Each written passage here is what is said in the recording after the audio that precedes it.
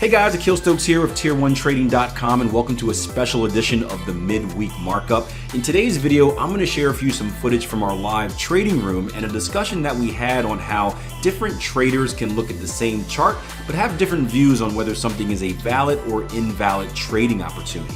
Now, if you're interested in joining the live room and is part of your 14-day trial membership at Tier 1 Trading, just head over to the site, sign up, hop in a live room or hop in both live rooms, and of course, download software, take all the free training, all of that other fun stuff. Also, if you have any questions or comment about today's video, make sure you leave them in the comment section below. I will read through them and I will answer them. Lastly, if you enjoyed today's video, do me a favor, just hit that like button. It's a massive help. All right, let's hop in. Now, again, if you ask the question, you're probably gonna get a different response if you ask people, because there is I think it's important to understand this. There is a difference between, again, it's the what and the where. Having a double bottom and having a double bottom that a specific trader would take. Those are two completely different things. Same thing, like you can have a flag pattern and you can fully recognize it's a flag pattern, but it's not a flag pattern that you would take. So it's gonna, as far as is it takeable, right? Is there any wrong or right answer to that? I guess the right answer would be yes, it is takeable, but it's gonna vary from trader to trader on if they take it. So I would say this, and this is what we dealt with before, looking at the bigger picture. So yes, the double bottom came back to previous structure, but let's kind of go to the bigger picture here. And we're gonna walk through this in a way that there's no wrong or right answer. But let's go through our IPDE process here, because this is gonna be what's necessary before we ever look at the double bottom. This is why it's important to do higher time frame analysis. So identify, right? IPDE. So what has price action just done? What do we identify on our chart?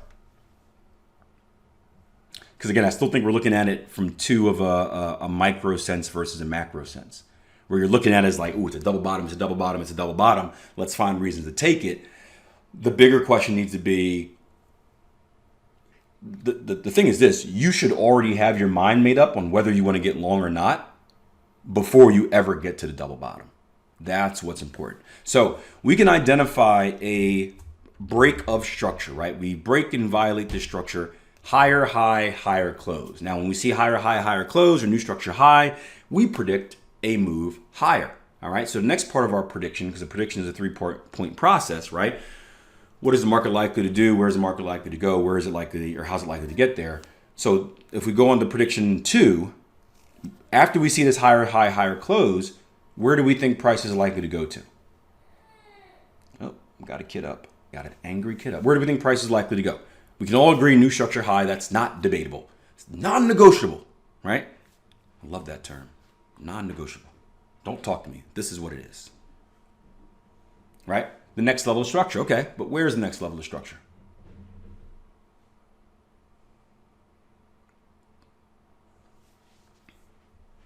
Right, this is the important stuff, the much more important stuff than actually. Jagger says 75.89. 75.89. We'll draw Jagger's line in right here.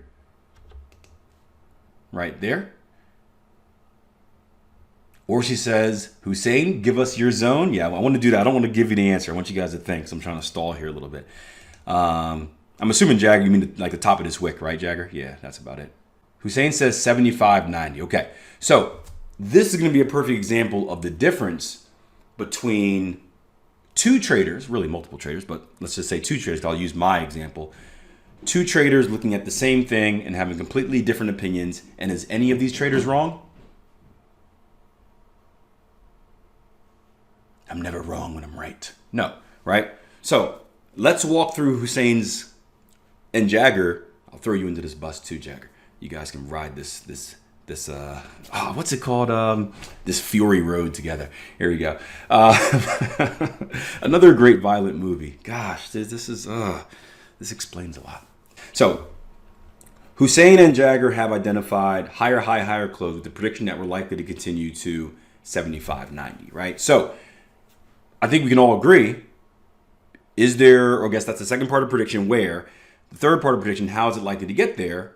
Pullback and continuation. And I think we can all agree there's lots of room to get up there, right? So as we go down to our lower time frame, they're saying, okay, I'm looking for longs. I'm predicting longs. There's opportunity for longs. Let's get long, baby, right? And then they come down, boom, Price action pulls back into structure, right? You can see our VS1 level looking left, this red box, right? We come right to that VS1 level. We put in some double trouble, right? Now, again, let's pretend, let's not care. Like maybe you don't need RSI overbought. You don't need divergence, any of that stuff, just a double bottom. You got a beautiful entry right here. Stops go below the lows. We're just going to throw in random places right here because we're just kind of doing this quickly. I'll give you a little stop loss like that.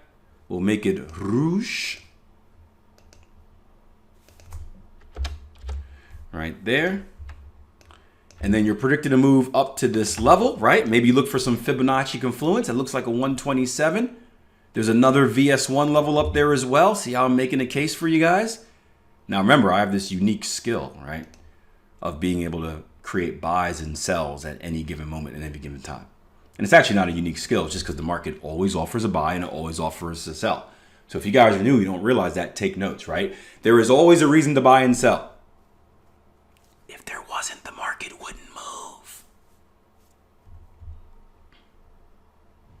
So Fibonacci, oh baby, look at that. Fibonacci extension from this most recent swing low to swing high, 127, guys. Jagger, Hussein, right at your mark, right at that VS1 level. I know what you guys are saying to yourself. Ooh, baby, baby. Ooh, baby, baby. Right? So you're looking for that.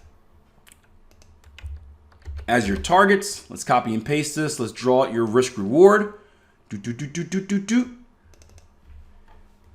you're probably saying to yourself, with this type of risk reward, you would take this all day, every day, twice on Sundays, right? Looks decent, guys? All right, boom, solid trade. So that's scenario number one, scenario number A, right? Now let's kind of reverse things and let's go back to the daily. Let's look at scenario number B. You're not about to be proved wrong. I'm just going to share with you my difference in opinion. So again, unless you're blatantly wrong, I'm not the type to be like, no, you're stupid. That's a dumb idea. I want to share you difference of opinion, not so it can influence your idea, but just so you can see different ways of thinking about it. And that's the value of this live room. Because you'll have people like, I mean, again, I'll pick on Cody because he just came in, right? So you have like me and Raymond who typically see pretty eye to eye on things because we're similar type of traders, I think. You see Cody as well, where sometimes he's a lot more aggressive than me, right? And you'll see him have some ideas and I'll be like, no, I don't like that. Does it mean it's a bad idea? No, he's taking it anyway. We're just two different types of traders. So you're going to have those differences. And I think it's cool to see both, especially for you guys that are newer on the journey, because right now you're trying to find yourself. You're trying to find out what type of trader you want to be, right? And we had this conversation the other day about how many mentors should you have. I don't think it's the right thing to have like one mentor, to be like, hey, I'm going to trade exactly how Akil trades. Like, no, you want to trade exactly how you want to trade. So for us to give you different ideas to think about, ooh, I can do it like this, I can do it like that, right? It opens up your mind and allows you to really develop better. Again, same thing with Jason Grayson and myself, right? We're similar traders, but we're different. And many of you guys that double dip in both the London live room and the New York live room, you'll see that we have different opinions or different ways to approach different stuff. And you're like, oh, that's kind of cool. I kind of like how Jason did that. Oh, but I kind of like how Akil did this way. And then you kind of just, it gives you that freedom to have different options, which I think is important as a trader, instead of just kind of trying to just blindly copy one person, because my personality is not your personality. We're completely different. So here's how I would see this, right? So everything's the same in the beginning. New structure high, higher close, right? Prediction that we were likely to continue up because we got the higher high, higher close, right? Now, here's where, and I'll get to your question again later, Billy. Here's where we differ. So in the original one, our prediction was that price is going to come here, right? My prediction is a little bit different, right? I don't believe that price is going to come to this extreme. This is when I see wicks, we know, again, speaking of the foundation course, we know that the wicks represent kind of the highest point of price action. We know that the fact that price action went to this extreme, but then closed all the way down here, right, shows me that what happened in this area. What happened in that area of that wick, referring to this wick over here. Wick. a rejection, right? The bull's pushed up, and then all of a sudden, pow, right? Pow, pow. I'm thinking of not Anchorman, Step Brothers. Pow, pow. Are you saying pow, pow? They got slapped in the face, and the Bears took over. So I see that as a rejection zone. I'm the worst.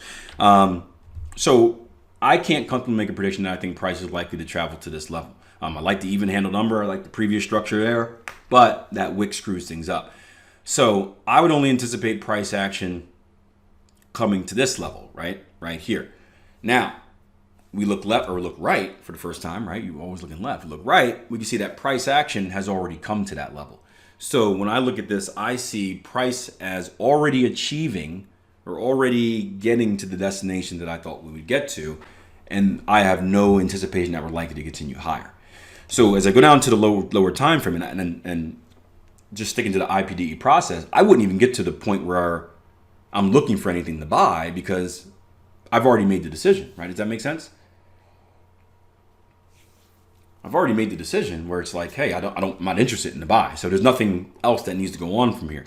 But if we continue down to the lower time frame, and now I see this double bottom, like, ooh, this is a nice double bottom. This would be awesome to take. I have no need to take it because I would be taking the double bottom in anticipation of a buy. Do I have any interest in buying? I don't. So for me, it's a beautiful double bottom, not a tradable one because it doesn't fit into the full scheme of the trade for me. So that's an example of how you can have one thing, but have multiple traders that view it differently. Hopefully that makes sense. There's your $1,000 lesson.